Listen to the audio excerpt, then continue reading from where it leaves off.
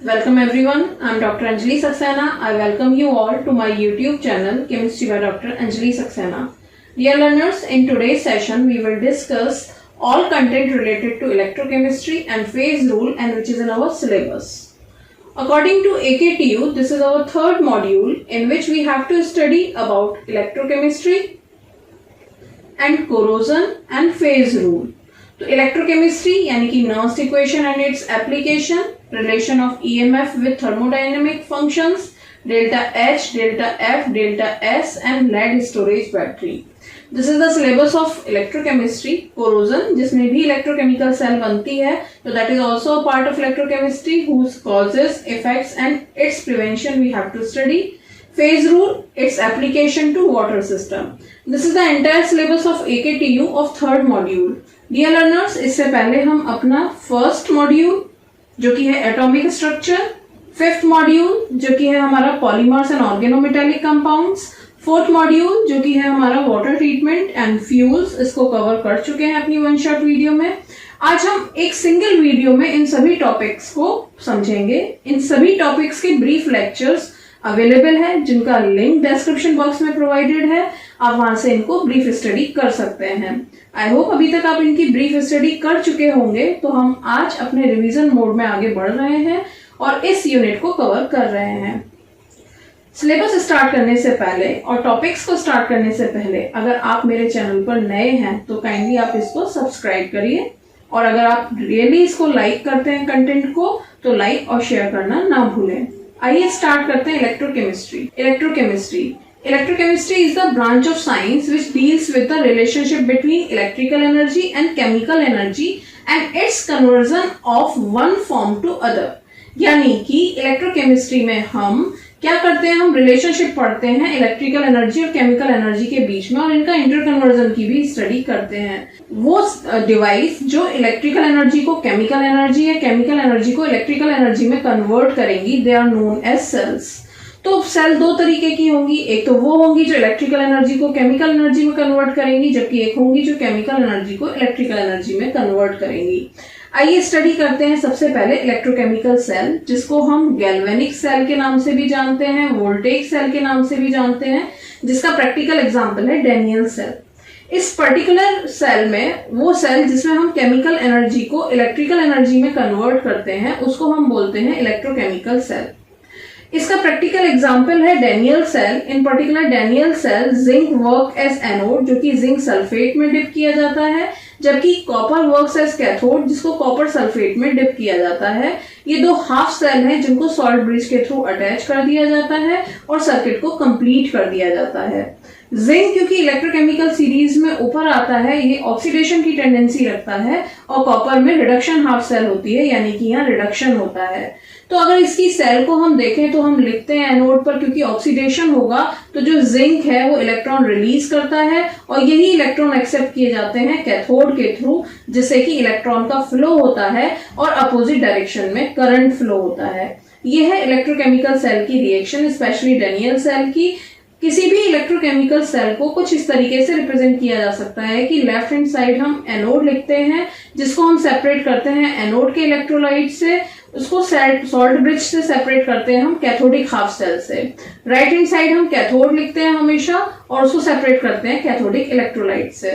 For example अभी हमने Daniel cell पढ़ा जिसमें जिंक सल्फेट में डिप था और सॉल्ट ब्रिज के थ्रू ये कनेक्टेड था कॉपर कैथोड, जो कि कॉपर सल्फेट से में डिप है. तो ये है इलेक्ट्रोकेमिकल सेल. यहाँ दो हाफ सेल बनी जिसको मैंने ऑक्सीडेशन हाफ सेल और रिडक्शन हाफ सेल कहा.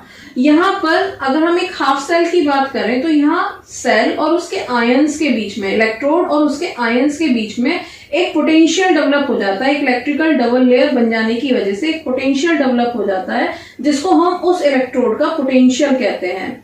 इसकी डेफिनेशन कुछ इस तरीके से देखी जा सकती है. The electrode potential differences set up between the metal and its solution is called the electrode potential. Now, electrode potential is of two types, oxidation potential and reduction potential. तो पढ़ते हैं पहले oxidation potential. Tendency of an electrode to lose the electrons is known as oxidation potential. किसी भी electrode की electron को loose करने की टेंडेंसी और ऑक्सीडाइज होने की टेंडेंसी ही ऑक्सीडेशन पोटेंशियल कहलाती है। जबकि रिडक्शन पोटेंशियल क्या होगा? Tendency of an electrode to get reduce, यानी कि इलेक्ट्रॉन गेन करने की टेंडेंसी किसी भी इलेक्ट्रोड की रिडक्शन पोटेंशियल कहलाती है। किसी भी इलेक्ट्रोड का, फॉर एग्जांपल जिंक है, ये एनोड का वर्क करता है, तो जो जिंक है उसका पोटेंशियल जो होगा वो ऑक्सीडेशन पोटेंशियल प्लस 0.76 होगा। जो इसका ओरिजिनल है वो हमेशा प्लस में होगा, लेकिन इसको स्टैंडर्ड, जो हम इसको रिडक्शन पोटेंशियल भी कह सकते हैं, केवल हमें इसका चार्ज बदलना होगा। तो ये खुद का ऑक्सीडेशन होता है तो ऑक्सीडेशन पोटेंशियल प्लस में है, लेकिन अगर हम इसका रिडक्शन पोटेंशियल बताना चाहते हैं तो हमें इसको लिखना होगा माइनस 0.76 वोल्ट। तो ऑक्सीडेशन पोटेंशियल, रिडक्शन पोटेंशियल एक ही मेटल के कुछ इस तरीके से साइन चेंज करके बताए जा सकते हैं, क्योंकि जब हम एक कॉमन प्लेटफॉर्म पे बात करते हैं तो हम सभी का रिडक्शन पोटेंशियल लेते हैं। तो हम जब रिडक्शन पोटेंशियल की बात करेंगे तो जिनका भी ऑक्सीडेशन होता है उनके आगे माइनस साइन लग जाएगा। अब ये तो हमें समझ में आया, but what is standard electrode potential? हमने इलेक्ट्रोड पोटेंशियल समझ लिया, ऑक्सीडेशन पोटेंशियल समझ लिया, रिडक्शन पोटेंशियल समझ लिया, बट स्टैंडर्ड इलेक्ट्रोड पोटेंशियल क्या होता है? तो जब कभी भी किसी भी इलेक्ट्रोड को स्टैंडर्ड कंडीशंस, यानी कि जब हमारे आयंस की कंसंट्रेशन 1 मोल हो, टेम्परेचर 25 डिग्री सेंटीग्रेड हो, और अगर गैसियस इन्वॉल्व हो रही है तो प्रेशर जो है 1 एटमॉस्फेरिक हो, तो जो किसी भी इलेक्ट्रोड का पोटेंशियल होगा वो स्टैंडर्ड इलेक्ट्रोड पोटेंशियल कहलाएगा। तो किसी भी इलेक्ट्रोड का स्टैंडर्ड कंडीशन में जो पोटेंशियल है वो स्टैंडर्ड इलेक्ट्रोड पोटेंशियल कहलाता है। स्टैंडर्ड इलेक्ट्रोड पोटेंशियल कुछ फैक्टर्स पर डिपेंड करता है। वो फैक्टर्स हैं जैसे कि nature of metal and it's ion. तो इलेक्ट्रोड पोटेंशियल डिपेंड करता है कि आपके जो मेटल है उसका क्या नेचर है या उसके आयंस का क्या नेचर है। वहीं ये इस बात पर भी डिपेंड करता है कि कंसंट्रेशन ऑफ आयंस क्या है किसी भी सॉल्यूशन में। Thirdly it depends on temperature also. तो दीज आर द फैक्टर्स जिन पर इलेक्ट्रोड पोटेंशियल डिपेंड करता है। Now electromotive force. अब सेल है, सेल में पोटेंशियल है, हमारा एक एनोड बन रहा है, एक कैथोड बन रहा है, एक ऑक्सीडेशन पोटेंशियल शो करेगा, एक रिडक्शन पोटेंशियल शो करेगा, या दोनों ही रिडक्शन पोटेंशियल शो करेंगे, लेकिन दोनों के ही पोटेंशियल में जो डिफरेंस है वो सेल का पोटेंशियल कहलाएगा, सेल पोटेंशियल ऑफ सेल कहलाएगा, या इलेक्ट्रोमोटिव फोर्स कहलाएगा। तो इसको कुछ इस तरीके से समझा जा सकता है, the difference of electrode potential between two electrodes constituting an electrochemical cell is known as electromotive force और cell potential of cell। तो जो इलेक्ट्रोड पोटेंशियल का डिफरेंस है दो इलेक्ट्रोड्स के बीच में किसी इलेक्ट्रोकेमिकल सेल में, उसी को हम बोलते हैं ईएमएफ या सेल पोटेंशियल ऑफ सेल। तो सिंपल सी बात है, अगर पोटेंशियल का डिफरेंस निकाल लें सेल में तो ये ईएमएफ आ जाएगा। तो इसका फॉर्मूला होगा reduction potential of cathode minus reduction potential of anode. आपको याद होगा ये राइट हैंड साइड लिया जाता है सेल के रिप्रेजेंटेशन में, एनोड लेफ्ट हैंड साइड लिखा जाता है, तो potential of right hand side electrode minus potential of left hand side potential electrode. तो अगर ये ई सेल पॉजिटिव निकल कर आता है तो रिएक्शन हमेशा फीजिबल होगी, यानी कि अगर ये पॉजिटिव निकल के आया ईएमएफ तो सेल जो रिएक्शन है वो वर्किंग होगी, पॉसिबल होगी, इसको आपको फीजिबल होगी, स्पॉन्टेनियस भी कह सकते हैं हम इसको। वहीं अगर ये ई सेल निगेटिव हो तो जो सेल रिएक्शन है वो स्पॉन्टेनियस नहीं होगी, फीजिबल नहीं होगी, नॉन स्पॉन्टेनियस होगी।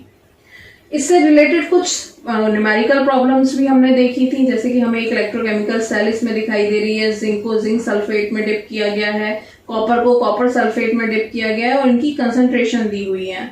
तो अब हमसे पूछा है ऑक्सीडेशन हाफ सेल बताइए, रिडक्शन हाफ सेल बताइए, ओवरऑल सेल रिएक्शन बताइए, ईएमएफ ऑफ सेल बताइए 25 डिग्री सेंटीग्रेड पर, और वहीं हमें पोटेंशियल दिए हुए हैं दोनों।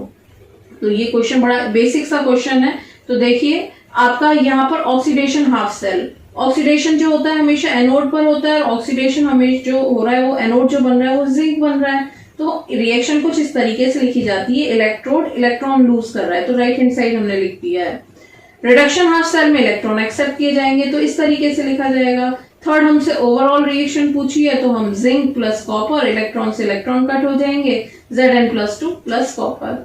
अभी अगर हमें आगे जाके नर्व्स इक्वेशन पे इसको अप्लाई करनी पड़ेगी तो जो सॉलिड होते हैं उनके एक्टिव मास हमेशा कांस्टेंट लिए जाते हैं, तो प्रोडक्ट अपॉन रिएक्टेंट, तो प्रोडक्ट है हमारा Zn+2, रिएक्टेंट है हमारा Cu+2। तो आगे जाके भी ये रिएक्शन काम आने वाली है नर्व्स इक्वेशन में। अब देखिए इसका पोटेंशियल अगर हमें निकालना है तो ये हमारा अभी हमें पढ़ी नहीं है अभी ये नर्व्स इक्वेशन, तो नर्व्स इक्वेशन के हेल्प से हम इसका पोटेंशियल इस तरीके से निकाल सकते हैं। ठीक, तो अभी इसको हम आगे कवर करेंगे। आइए, जहां हमने शुरुआत कर ही दी है नर्व्स इक्वेशन की, जो नर्व्स इक्वेशन है it shows the relationship between standard electrode potential और we can say cell potential and the concentration of electrolyte. तो उनके बीच में जो रिलेशनशिप प्रोवाइड करती है that is known as Nernst equation. Nernst equation के लिए अगेन हमें स्टैंडर्ड पोटेंशियल पता होना चाहिए कि भाई जब कभी भी किसी इलेक्ट्रोड का जो पोटेंशियल है हम कैलकुलेट कर रहे हैं स्टैंडर्ड कंडीशन में, यानी कि 1 मोल सॉल्यूशन है, टेम्परेचर 298 केल्विन कह लें या 25 डिग्री सेंटीग्रेड कह दें, तो जो निकल के आएगी वो इलेक्ट्रोड पोटेंशियल निकल कर आएगा। आइए नर्व्स इक्वेशन का डेरिवेशन देख लेते हैं एक बार। Suppose there is a general reaction Mn+, जो कि एक्वस में है, n इलेक्ट्रॉन एक्सेप्ट करके m में कन्वर्ट हो रही है, यानी कि ये Mn+ का यहाँ पर रिडक्शन हो रहा है।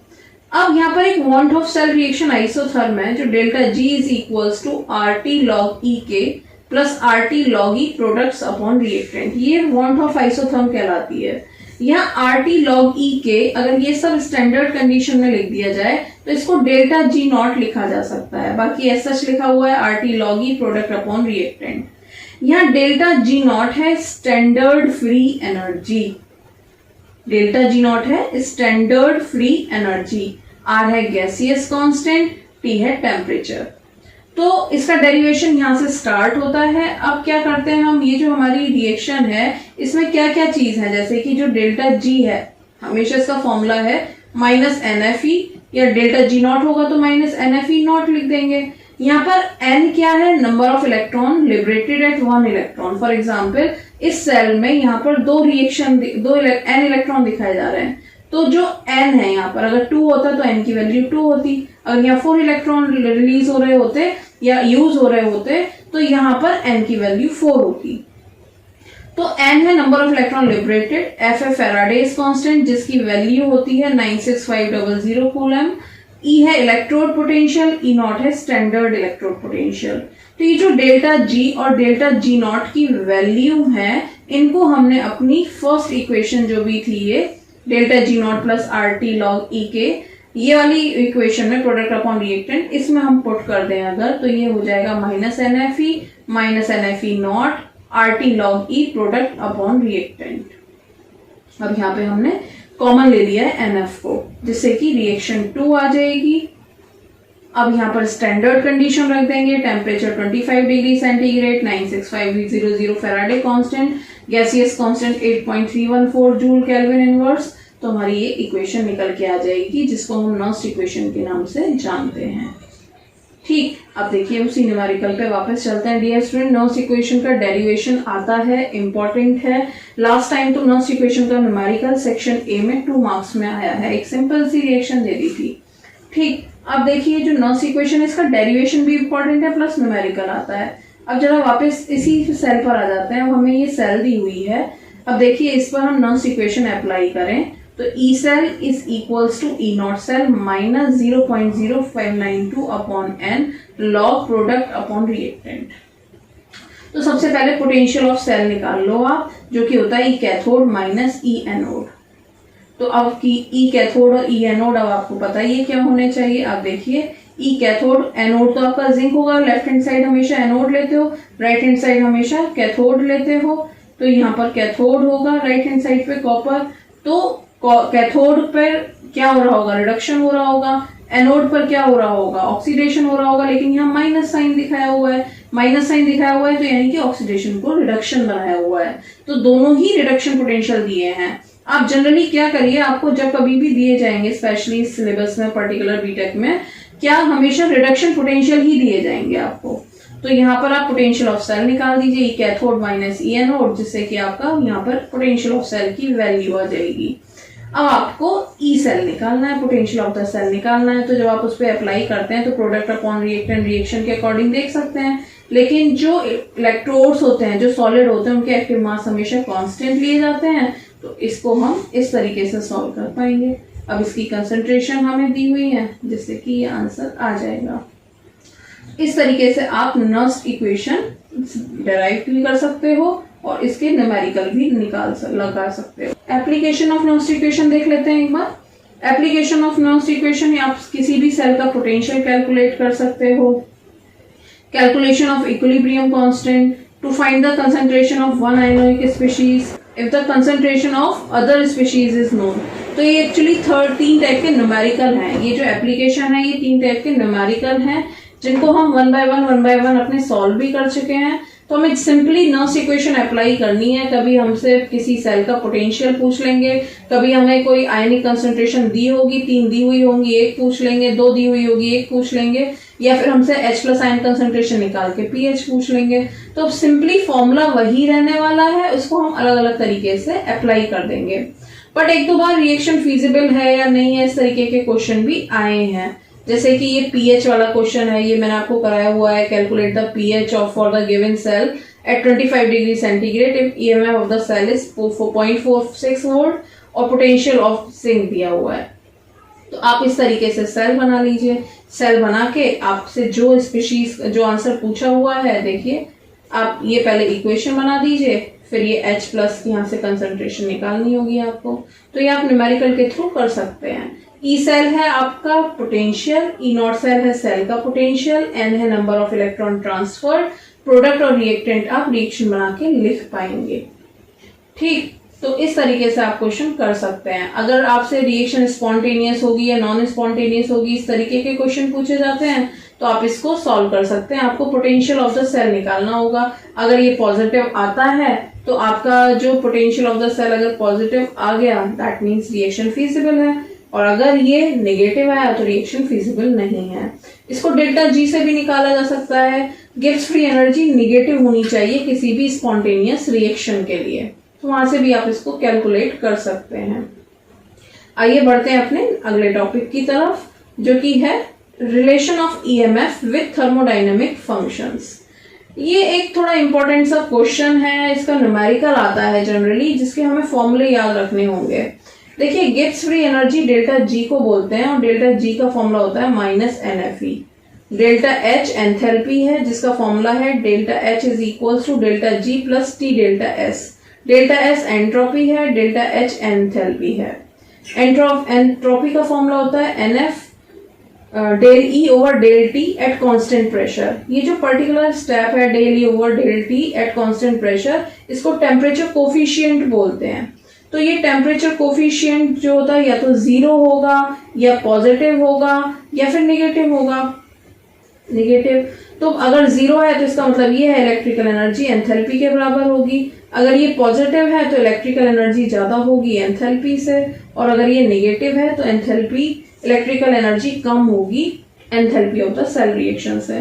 तो बेसिकली इसमें क्या करना है, आपको ये 3 फॉर्मूले याद करने हैं। आप delta G equals to NFE निकाल सकते हैं बड़े आराम से, और डेल्टा S भी आप बड़े आराम से निकाल सकते हैं। Delta S is equals to NF del E over del T at constant pressure. Actually आपको टेम्परेचर कोफिशिएंट दिया हुआ होगा, N की वैल्यू दी हुई होगी, F96500 आपको पता ही है। तो ये फॉर्मूला अप्लाई करके आप ये तीनों की वैल्यू निकाल सकते हैं। तो इस पर न्यूमेरिकल आ सकता है इस बार। तो अभी तक मैंने जितना पढ़ाया है उससे नस्ट इक्वेशन का डेरिवेशन, और यहाँ से न्यूमेरिकल बन सकता है। आइए आगे देखते हैं lead storage battery. Lead storage battery which is the secondary cell, यानी कि ये एक ऐसी सेल है जो कि रिचार्जेबल होती है। तो इसको lead storage battery, lead accumulator भी बोलते हैं। यहाँ पर एनोड क्या होता है, एनोड और कैथोड दोनों ही लेड के बने हुए होते हैं। पर जब लेड पर स्पॉन्जी लेड की कोटिंग होती है एनोड पर, और कैथोड पर लेड पर स्पॉन्जी लेड और लेड ऑक्साइड की 1:1 की कोटिंग होती है। जो इलेक्ट्रोलाइट होता है वो H2SO4 होता है, जिसकी कंसंट्रेशन 5 मोल होती है। इस सेल को कुछ इस तरीके से रिप्रेजेंट किया जा सकता है। लेफ्ट हैंड साइड आप एनोड लिखते हैं तो लेड और लेड सल्फेट, इलेक्ट्रोलाइट है H2SO4। यहाँ पर स्पॉन्जी लेड और लेड ऑक्साइड की कोटिंग है। H2SO4 इलेक्ट्रोलाइट होने की वजह से PbSO4 बन रहा है। तो सेल रिएक्शन सेल का रिप्रेजेंटेशन याद रखना आसान है और सेल रिएक्शन जो इन्वॉल्व है वो भी याद रखनी बहुत आसान है और ये स्पेशली पूछी जाती हैं कि discharging reaction of lead storage battery या charging reaction of lead storage battery. तो देखिए जो आपका एनोड है वो लेड पर स्पॉन्जी लेड की कोटिंग है तो वहां सिर्फ लेड है। अब उसका इलेक्ट्रोलाइट है सल्फेट SO4। तो फॉरवर्ड रिएक्शन डिस्चार्जिंग की है, बैकवर्ड रिएक्शन चार्जिंग की है। तो यहाँ पर क्या होता है, लेड सल्फेट बनेगा और 2 इलेक्ट्रॉन रिलीज होंगे। अब जो कैथोड है, कैथोड पर लेड पर स्पॉन्जी लेड और लेड ऑक्साइड की कोटिंग है तो यहाँ पर लेड ऑक्साइड आ जाएगा, सल्फेट आयन के कांटेक्ट में है, H2SO4 है तो 4H प्लस, कैथोड है तो इलेक्ट्रॉन तो एक्सेप्ट करना ही है इसको। तो फॉरवर्ड रिएक्शन डिस्चार्जिंग की होंगी, बैकवर्ड रिएक्शन चार्जिंग की होंगी, जिससे कि बनेगा लेड सल्फेट और वाटर। इसकी ओवरऑल रिएक्शन देख लीजिए तो आप देख सकते हैं इस ओवरऑल रिएक्शन में as a product water release हो रहा है। तो जो वाटर है वो इस लेड H2SO4 को डाइल्यूट करता रहता है। तो पानी की मात्रा कितनी है हमारी सेल में, इसको भी चेक करके हम ये देख सकते हैं कि हमारी बैटरी कितनी डिस्चार्ज हो चुकी है। वहीं जब ये लेड पूरे तरीके से लेड सल्फेट में कन्वर्ट हो जाएगा, जैसे कि आप देख रहे हैं इस रिएक्शन में लेड जब पूरे तरीके से लेड सल्फेट में कन्वर्ट हो जाएगा तो ये डिपॉजिट हो जाएगा इलेक्ट्रोड्स पर, फिर इस सेल को दोबारा चार्ज नहीं किया जा सकता। तो ये है लेड स्टोरेज बैटरी, जिसका डायग्राम कुछ इस तरीके से है कि एक इबोनाइट का बना हुआ केस है जिसमें कि ये एक एनोड एक कैथोड और बीच में सेपरेटर लगा हुआ है, ये एक ओपनिंग होल है, ये एक सेल का डायग्राम है। जब इस तरीके की 6 सेल को सीरीज में कनेक्ट कर दिया जाता है तो उसको हम बोलते हैं लेड स्टोरेज बैटरी। तो जो डायग्राम आपको दिखाई दे रहा है वो एक सेल का है। तो एक इसका जो पोटेंशियल निकल के आता है वो 1.2 वोल्ट निकल के आता है। This is lead storage battery. पूछी जा सकती है, इंपॉर्टेंट है, 5 मार्क्स में इंपॉर्टेंट है, इसकी रिएक्शंस भी स्पेशली पूछी जाती हैं। बढ़ते हैं अपने नेक्स्ट टॉपिक की तरफ जो कि है कोरोजन। कोरोजन जब कभी भी किसी मेटल का डिस्ट्रक्शन होता है बाय अनवांटेड केमिकल रिएक्शन, उसको हम बोलते हैं कोरोजन। देख सकते हैं आप, द लॉस ऑफ मटेरियल और it's useful properties by chemical or electrochemical interaction with its environment is known as corrosion। इसके एग्जाम्पल देख लीजिए, जैसे कि rusting of iron, dulling of brass, fogging of nickel, these are the example, but most common example है rusting of iron, जिसको हम यहाँ discuss करने वाले हैं। देखिए हमें ये तो समझ में आया कि कोरोजन क्या होता है, बट कोरोजन के फैक्ट्स क्या है। फैक्ट्स ये है कि that is a natural process, ये एक नेचुरल प्रोसेस है और ये एक इलेक्ट्रोकेमिकल प्रोसेस है, यानी कि एक इलेक्ट्रोकेमिकल सेल बनेगी। It leads to loss, it cannot be eliminated completely but can be minimise. इसको कभी भी एलिमिनेट नहीं किया जा सकता कंप्लीटली, बट इसको मिनिमाइज किया जा सकता है। कोरोजन तो हमें समझ में आया, फैक्ट्स भी समझ में आए, but what is the cause of corrosion. देखिए हमारे एनवायरनमेंट में मेटल 2 फॉर्म में पाई जाती है, एक तो होती है कंबाइंड फॉर्म में और एक होती है आइसोलेटेड फॉर्म में। तो जो हमारे ओर्स होते हैं, हम उन ओर्स से मेटल को एक्सट्रैक्शन के थ्रू इंडिविजुअल या आइसोलेटेड फॉर्म में लाते हैं। लेकिन थर्मोडाइनेमिकली जो कंबाइंड फॉर्म है that is more stable as compare to individual और वी कैन से आइसोलेटेड। तो ये एक अनस्टेबल फॉर्म है, इसकी स्ट्रॉन्ग टेंडेंसी है स्टेबल फॉर्म में जाने की। तो ये जैसे ही एनवायरनमेंट में कुछ इसको ऑक्साइड सल्फेट्स मिलेंगे, ये उनके संग कंबाइन होगा और कंबाइंड फॉर्म में कन्वर्ट हो जाएगा। So we can say corrosion is a reverse process of extraction. तो इसको हम, यही एक रीजन है कोरोजन का कि मेटल अपनी आइसोलेटेड फॉर्म में स्टेबल नहीं है, that is an unstable form and it has a strong tendency to go its stable phase which is combined form. So that is the cause of corrosion. Now what are the effects of corrosion? अब corrosion अगर हो रहा है तो उसके क्या effects हैं? Loss of material हो रहा है, loss of property हो रही है, maintenance cost बढ़ जाती है, loss of production होता है, health hazards होते हैं, contamination of products हो जाता है। These are the effects of corrosion। अब हमें corrosion basically ये तो समझ में आया कि corrosion क्या है, but corrosion कितने types का होता है इसको समझते हैं, या यूनिट्स ऑफ कोरोजन देख लेते हैं पहले। जो कोरोजन है इसकी 2 यूनिट होती हैं बेसिकली, माइल्स पर ईयर और मिलीग्राम्स पर डेसीमीटर स्क्वायर पर डे। ये आज तक पूछी नहीं है, ये जस्ट नॉलेज के लिए कि कोरोजन की क्या यूनिट होती है। नाउ कोरोजन कितने टाइप का होता है? तो जो कोरोजन होता है वो दो टाइप का होता है, वेट कोरोजन और ड्राई कोरोजन। समझते हैं वेट कोरोजन या ड्राई कोरोजन क्या होता है। जब कभी भी कोरोजन केवल गैसियस इन्वॉल्व होती हैं, गैसेस इन्वॉल्व होती हैं, इसको हम ड्राई कोरोजन बोलते हैं। Type of corrosion that occurs mainly through direct chemical action of an oxidising gas, example oxygen, sulphur, hydrogen, in absence of a liquid और इलेक्ट्रोलाइट। कोई इलेक्ट्रोलाइट नहीं प्रेजेंट है, कोई गैसियस मीडियम का डायरेक्ट अटैक है, इसको हम ड्राई कोरोजन बोलते हैं। वहीं वो कोरोजन जिसमें कोई ना कोई मीडियम प्रेजेंट होगा उसको हम वेट कोरोजन बोलेंगे। For example the corrosion which takes place in the presence of water और electrolyte by electrochemical mechanism, it is known as wet corrosion. तो मेनली हमारे कोर्स में वेट कोरोजन ही है और अब हम वेट कोरोजन की थ्योरी को समझेंगे कि वेट कोरोजन कैसे होता है। वेट कोरोजन को इलेक्ट्रोकेमिकल थ्योरी के थ्रू समझाया जा सकता है। इलेक्ट्रोकेमिकल थ्योरी ऑफ कोरोजन, जिसको हम वेट कोरोजन या वेट थ्योरी भी बोलते हैं, ये इंपॉर्टेंट है और 10 मार्क्स का 100% आने वाला क्वेश्चन है, जो आपको सेक्शन बी या सी कहीं भी दिखाई दे सकता है। तो समझते हैं इलेक्ट्रोकेमिकल थ्योरी ऑफ कोरोजन या वेट थ्योरी, वेट कोरोजन। देखिए, according to wet theory of corrosion और इलेक्ट्रोकेमिकल कोरोजन, जब कभी भी कोई इलेक्ट्रोकेमिकल सेल बन जाती है, इलेक्ट्रोकेमिकल सेल क्या होती है? जब कभी भी दो डिफरेंट एरियाज बन जाएंगे। देखिए, मान लीजिए ये कोई आपकी मेटल है, इसमें दो डिफरेंट एरिया बन गए। मान लीजिए एक एरिया प्योर एरिया है और एक एरिया इम्प्योर एरिया है। अब वो प्योरिटी इम्प्योरिटी कैसे हुई, ये डिफरेंट मैटर है कि आप लाई ही इम्प्योर मेटल थे, आपकी मेटल में अलॉय की मिक्सिंग थी, कहीं अलॉय प्रेजेंट था, कहीं प्योर मेटल प्रेजेंट थी, या कहीं बारिश हो गई तो पानी रुका हुआ है, ज्यादा पानी है, कहीं कम पानी है। तो आपके मेटल में दो डिफरेंट एरियाज बन गए हैं, एक प्योर एरिया है, एक इम्प्योर एरिया है। जो प्योर एरिया है वो हमेशा एनोड का काम करेगा, जो इम्प्योर एरिया है वो हमेशा कैथोड का काम करेगा। तो हमेशा जब कभी भी दो सेपरेट एरियाज बन जाएंगे और कोई एक कंडक्टिंग मीडियम प्रेजेंट होगा, कोई लिक्विड प्रेजेंट होगा, तो अगर ड्राई कोरोजन होता तो गैस प्रेजेंट होती, और वहीं अगर वेट कोरोजन पढ़ना है तो कोई कंडक्टिंग मीडियम प्रेजेंट होगा।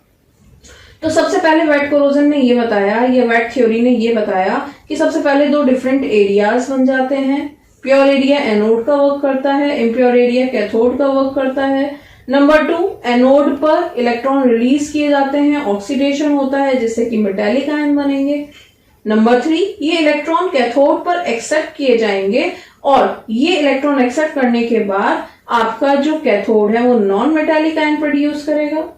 Number 4, metallic ion from anode, non metallic ion from cathode move करेंगे टुवर्ड्स ईच अदर, जिससे कि एक कोरोसिव प्रोडक्ट बनेगा।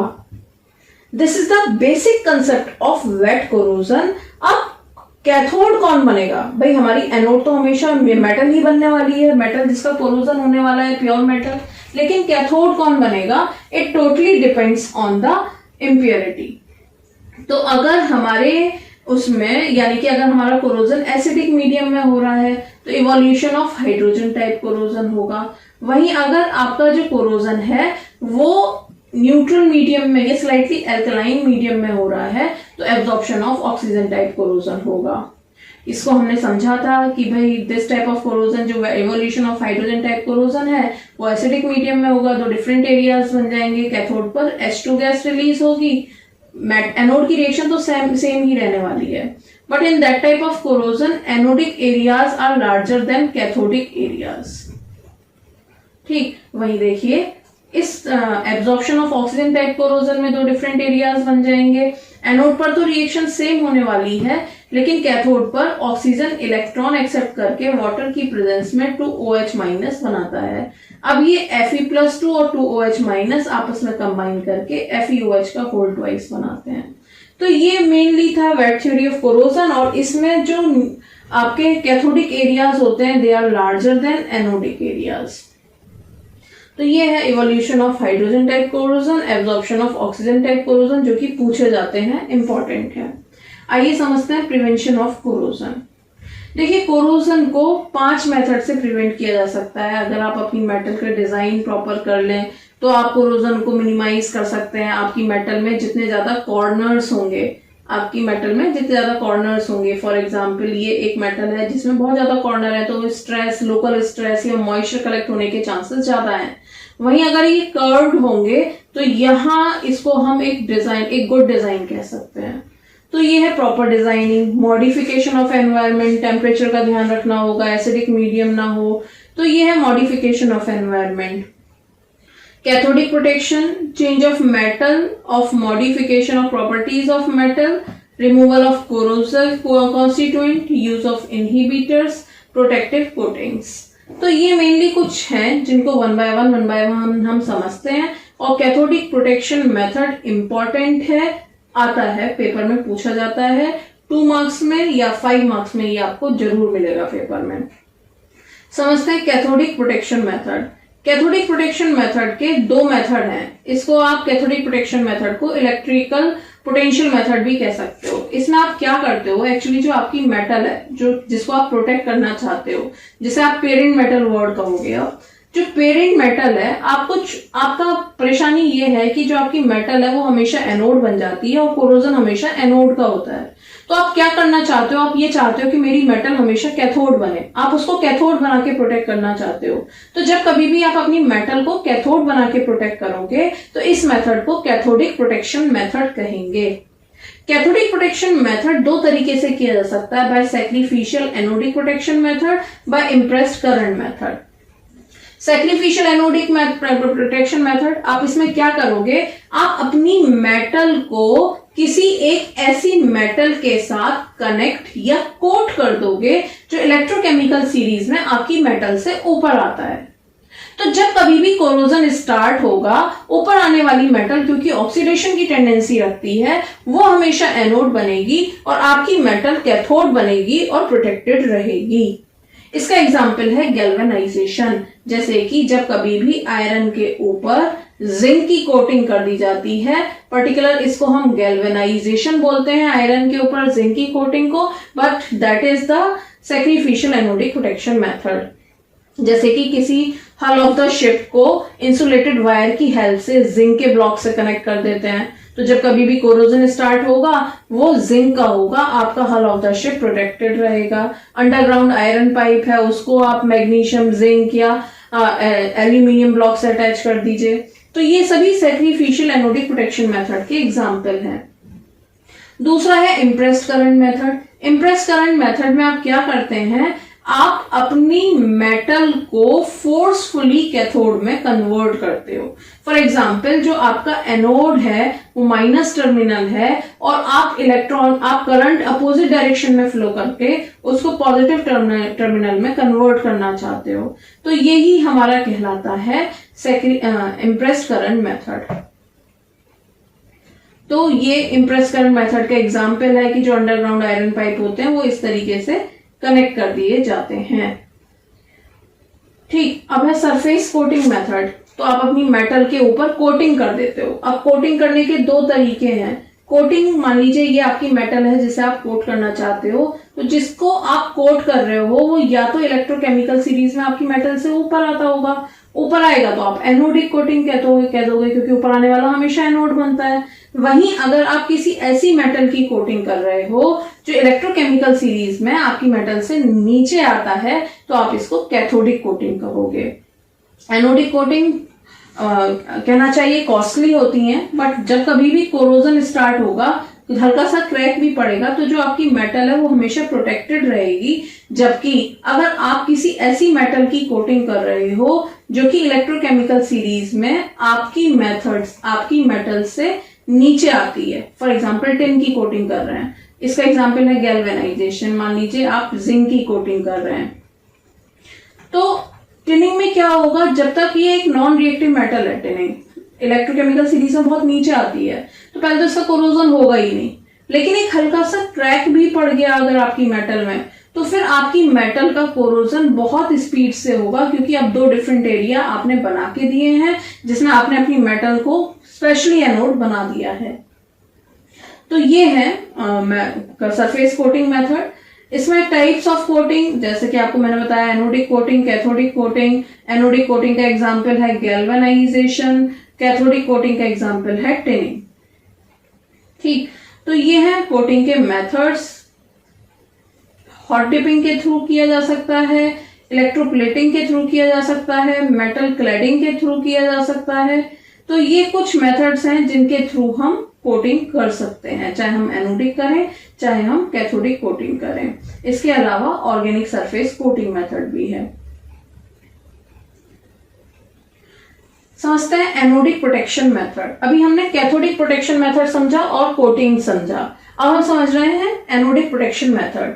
डियर लर्नर्स, हम क्या चाहते हैं? हम ये चाहते हैं कि भाई हमारी जो आयरन है इसका कोरोजन हो रहा है। पहले तो हमने कैथोड बना के प्रोटेक्ट किया, अब हमने क्या किया, हम ये चाह रहे हैं कि भाई इसका कोरोजन हो और ये ऑक्साइड की एक यूनिफॉर्म लेयर बन जाए। मान लीजिए कोरोजन है, जो ग्रीन पोर्शन है ये कोरोजन रस्ट है, और इस ऑक्साइड फॉर्म ने आपकी मेटल को अब पूरे तरीके से यूनिफॉर्म लेयर ने कवर कर लिया है। तो जो आपकी मेटल है वो फर्दर कोरोजन से प्रोटेक्टेड रहेगी। तो ये एनोड बना के आप अपनी मेटल को प्रोटेक्ट कर रहे हैं, इसको एनोडिक प्रोटेक्शन मेथड कहते हैं, और इसको पैसिवेशन भी बोलते हैं। पैसिवेशन मतलब डिपोजिशन ऑफ ऑक्साइड फिल्म। तो ये तो केवल उन्हीं पर एप्लीकेबल हुआ जो ऑक्साइड फिल्म बनाएंगे। बट पॉइंट इज दैट कि जो ऑक्साइड लेयर है वो पोरस है कि नॉन पोरस है। अगर ये यूनिफॉर्म लेयर हुई, नॉन पोरस हुई लेयर, तो आपका जो पर्पस है वो सॉल्व हो जाएगा। वहीं अगर ये लेयर पोरस इन नेचर हुई तो फिर आपकी जो मेटल है उसका फर्दर कोरोजन होता रहेगा। ये लेयर पोरस बनेगी या नॉन पोरस बनेगी, इसको एक साइंटिस्ट थे हमारे पिलिंग बैडवर्थ, उन्होंने हमें समझाया। पिलिंग बैडवर्थ रेशो रूल के नाम से हम जानते हैं। उन्होंने सिंपली एक फॉर्मूला दिया था। उन्होंने कहा कि आप ये निकाल लो, वॉल्यूम ऑफ ऑक्साइड ज्यादा बन रहा है, या देखिए जब आपकी मेटल का कंजम्पशन हो रहा है, आपकी मेटल ऑक्साइड बना रही है, तो 2 पॉइंट है, एक तो ऑक्साइड बन रहा है, एक मेटल कंजम्पशन हो रहा है।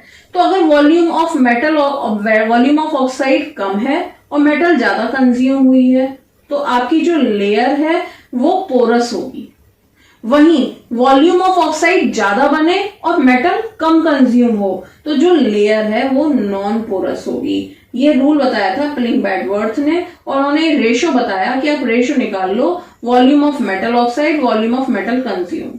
अगर ये रेशो 1 से ज्यादा है और 1.45 से कम है तो जो लेयर होगी, ऑक्साइड लेयर होगी, वो हमेशा नॉन पोरस होगी।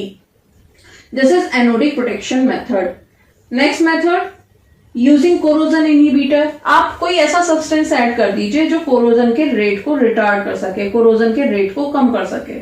तो अगर आपने कुछ ऐसा किया है तो आपके जो 2 रिएक्शन है, एक तो एनोड पे होने वाली रिएक्शन है, एक कैथोड पर होने वाली रिएक्शन है। अगर आपने कोई ऐसा सब्सटेंस ऐड किया है जो कैथोड की रिएक्शन के रेट को रिटार्ड कर रहा है तो आप उसे कैथोडिक कोरोजन इनहिबिटर कहोगे। वहीं अगर आपने कोई ऐसा सब्सटेंस ऐड किया है जो एनोड की रिएक्शन के रेट को कम कर रहा है तो आप इसे एनोडिक कोरोजन इनहिबिटर्स कहोगे। इनके एग्जाम्पल आपको पता है, कैथोडिक कोरोजन इनहिबिटर के और एनोडिक कोरोजन इनहिबिटर्स के। इसके अलावा हमने वाटर लाइन कोरोजन भी पढ़ा है कि जब कभी भी हमारी जो मेटल है वो डिफरेंट एयरेशन में प्रेजेंट हो तो वाटर लाइन कोरोजन होता है। फॉर एग्जाम्पल यहाँ 3 एग्जाम्पल लिखे हुए हैं। एक आयरन टैंक है जो पानी से हाफ फिल्ड है, तो जो कोरोजन स्टार्ट होता है वो just beneath the water line start होता है।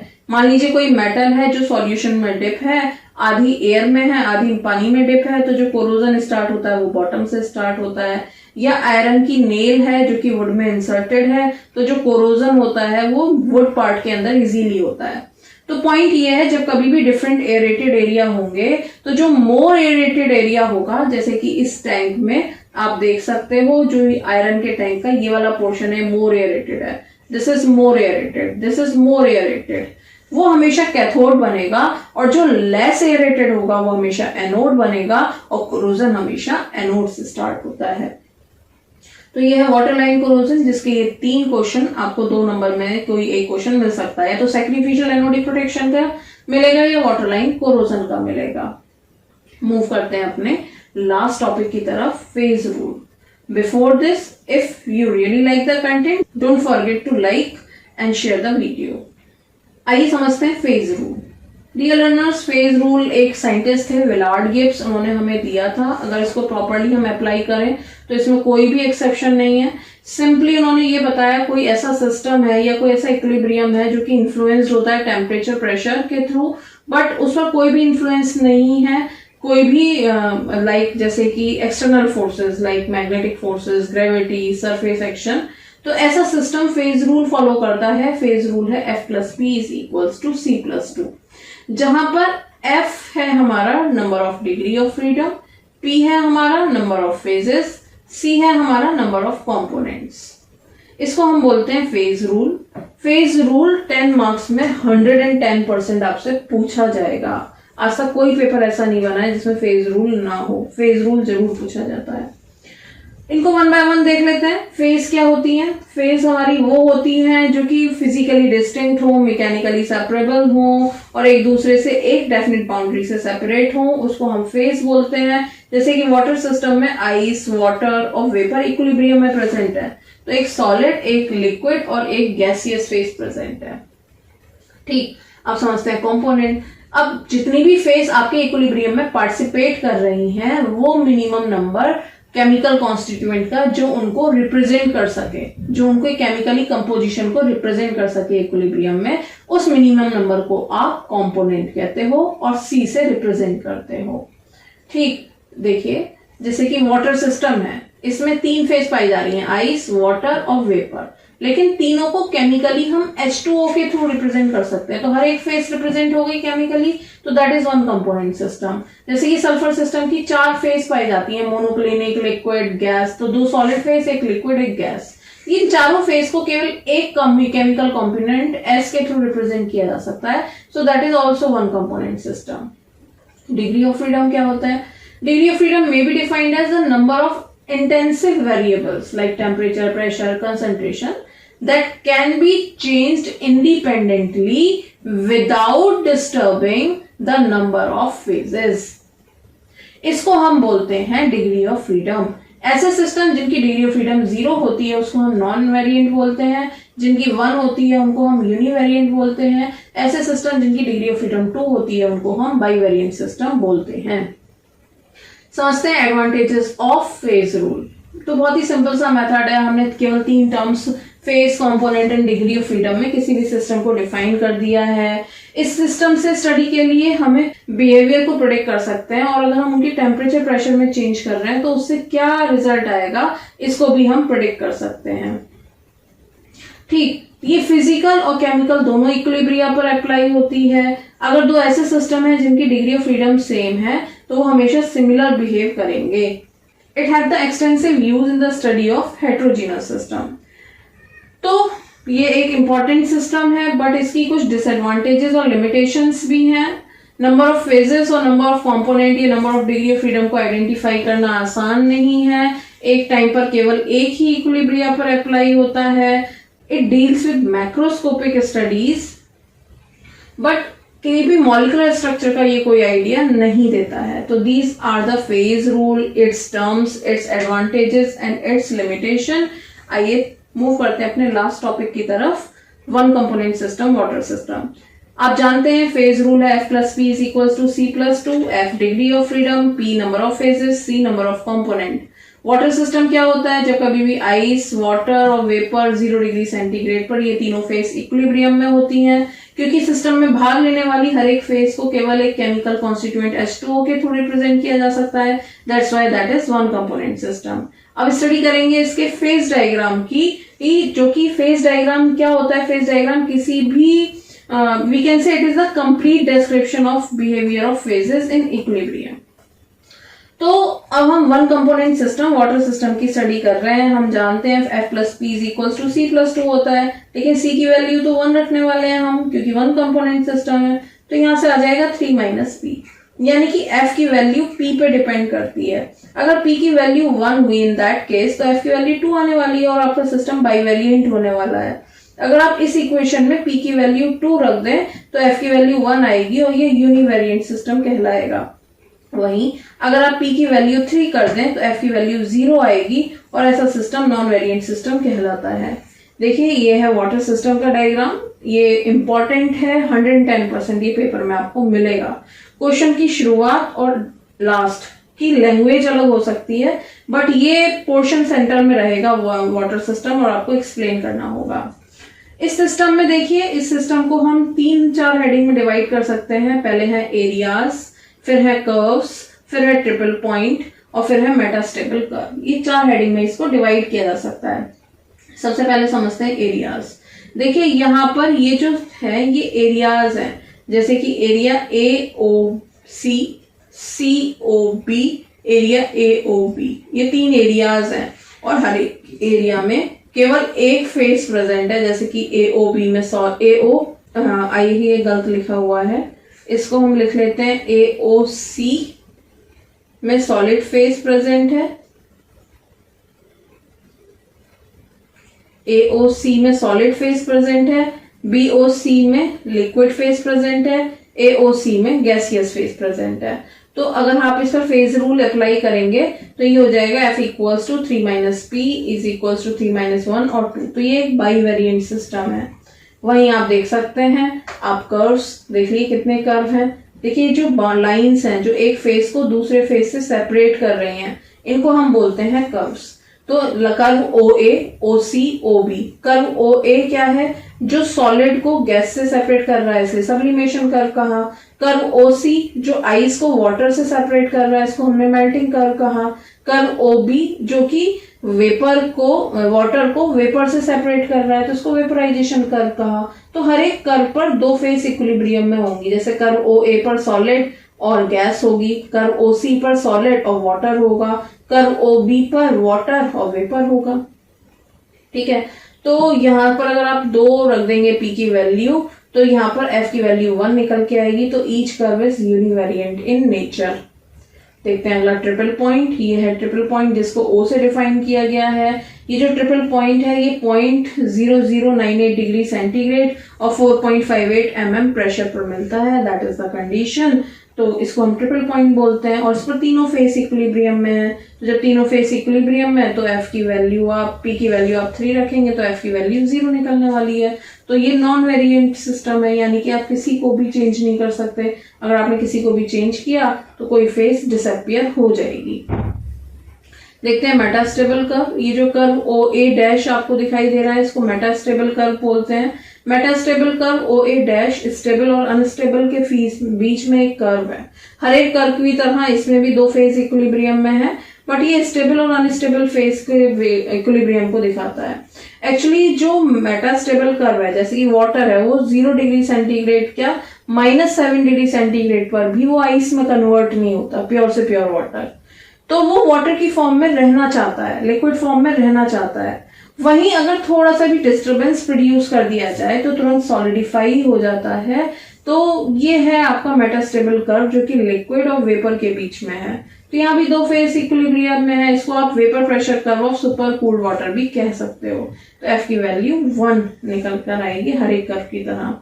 तो आप इसको एक डायग्राम, एक टेबल के थ्रू भी दिखा सकते हैं। Areas, curves, triple point, metastable curve, area AOB, BOC, AOB, curve 4 थे OA, OB, OC। Metastable curve को भी हम यही लिख सकते थे OA, और एक ट्रिपल पॉइंट है O। हर एक पर कितनी फेज हैं ये आपने दिखाया हुआ है, कौन कौन सी फेज हैं ये आपने दिखाया हुआ है, P की वैल्यू रखी हुई है, उसके बाद सिस्टम कैसा है ये बताया हुआ है। तो बहुत ही इजी सा है। ठीक, अब फेज हमें क्या होता है, कभी कभी हमें इक्वेशन दे दी जाती है और हमसे फेज पूछी जाती है। तो फेज रूल तो आपको पता है, इक्वेशन तो पता है। तो इसके लिए आपका एक रूल है, सॉलिड जितनी बार आएगा वो हमेशा सेपरेट फेज बनाएगा। लिक्विड डिपेंड करता है, अगर दोनों सॉल्युबल हैं, फॉर एग्जांपल अल्कोहल और वाटर ऐड कर दीजिए तो आपको एक ही अल्कोहल या वाटर अलग अलग नहीं दिखाई देते, सेम दिखाई देते हैं। तो मिसेबल है तो वो केवल एक फेस बनाएंगे। लेकिन आप ऑयल और वाटर मिला दीजिए तो आपको ऑयल अलग दिखाई दे रहा है, वाटर अलग दिखाई दे रहा है। तो अगर वो इमिसेबल है तो वो 2 फेस बनते हैं। गैस हमेशा एक फेस बनाती है और सॉल्यूशन सेपरेट फेस बनाते हैं। फॉर एग्जांपल आपने वाटर और शुगर को डिसॉल्व किया, शुगर डिसॉल्व नहीं हुई तो शुगर और सॉल्यूशन 2 फेस आपको अलग अलग दिखाई देंगी। इस तरीके से आप फेस आइडेंटिफाई कर सकते हैं। देखिए जैसे कि यहाँ पर CaCO3, CaO और CO2 एक इक्वेशन दी हुई है, तो यहाँ पर सॉलिड फेस है, यहाँ पर सॉलिड फेस है, तो गैस। तो यहाँ 3 फेस है क्योंकि सॉलिड हमेशा सेपरेट फेस बनाती है। ठीक, यहाँ पर देखिए PCl5 solid, PCl3 liquid, Cl2 gas. तो यहाँ 3 फेस है, एक सॉलिड, एक लिक्विड, एक गैस। मान लीजिए आपको दिया जाए N2G + 3H2G gives 2NH3G, तो यहाँ एक ही फेस है गैस, क्योंकि वो सब मिसिबल हो जाएंगी, अलग अलग नहीं दिखाई देंगी। तो इस तरीके से आप फेस आइडेंटिफाई कर सकते हैं। आपको अगर देखिए ये आपको कुछ इक्वेशन दी हुई है, इन्हें आप फॉर एग्जांपल सॉल्व कर सकते हैं कि इनमें कितनी फेजेस होंगी। अब आप कंपोनेंट काउंट भी कर सकते हैं, जैसे कि मान लीजिए अनसैचुरेटेड सॉल्ट सॉल्यूशन है या शुगर सॉल्यूशन है। अनसैचुरेटेड का मतलब है आप डिसॉल्व कर रहे हैं, वो डिसॉल्व हो जा रहा है। तो आप इसको 2 तरीके से देख सकते हैं, या तो आप रूम टेम्परेचर पे देख सकते हैं और बॉइलिंग पॉइंट पे देख सकते हैं। तो अगर आप रूम टेम्परेचर पर देख रहे हैं और आपने NaCl या शुगर वाटर में ऐड किया और वो डिसॉल्व हो गया, तभी तो वो अनसैचुरेटेड है। तो आपको केवल एक फेस दिखाई दे रही है सॉल्यूशन। और कंपोनेंट कितने हैं, क्योंकि NaCl और H2O दोनों ही आपको दिखाने पड़ेंगे, दोनों से ही आप सॉल्यूशन दिखा सकते हो, इसलिए कंपोनेंट 2 रहेंगे। वहीं अगर आप इसे सैचुरेटेड कहते हैं तो वो डिसॉल्व होना बंद हो जाएगा, तभी तो आप उसे सैचुरेटेड करेंगे ना। तो NaCl अलग दिखाई देगा या शुगर अलग दिखाई देगी या सॉल्यूशन अलग दिखाई देगा। तो 2 फेस होंगी, एक सॉलिड एक सॉल्यूशन, बट कंपोनेंट तो 2 ही रहने वाले हैं, NaCl और H2O। तो इस तरीके से आप कैलकुलेट कर सकते हैं। तो आप देख सकते हैं आज हमने बहुत सारा कोर्स अपना कवर किया है। ये देखिए आज हमने नॉस्ट इक्वेशन का डेरिवेशन देखा जो कि इंपॉर्टेंट है, इसके न्यूमेरिकल जो कि एप्लीकेशन की फॉर्म में, ये न्यूमेरिकल यहाँ से मिल सकते हैं आपको। लेड स्टोरेज बैटरी आपको मिल सकती है, ये आपको 100% मिलेगा, ये आपको 100% मिलेगा। ये दोनों क्वेश्चन आपको 110% मिलेंगे। और कोरोजन आपको सैक्रिफिशियल एंड वेट थ्योरी आएगी, और प्रोटेक्शन मेथड या तो 2 नंबर में या यही 5 मार्क्स में दिखाई देंगे, और फेज रूल 10 नंबर में 100% मिलेगा आपको। तो आज हमने अपना मॉड्यूल 3 इस तरीके से कवर किया है। If you really like the content, don't forget to like this video with your friends. And if you are new to my channel, kindly subscribe it. Thank you very much everyone. Thank you.